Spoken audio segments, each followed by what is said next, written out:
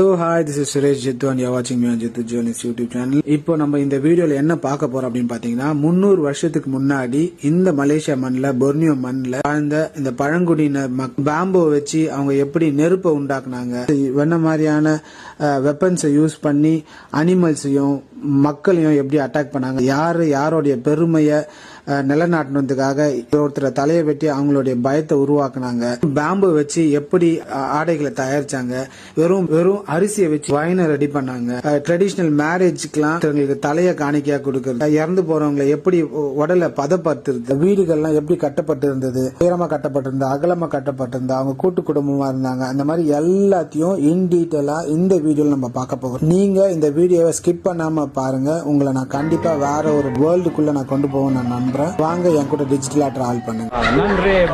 நன்றி.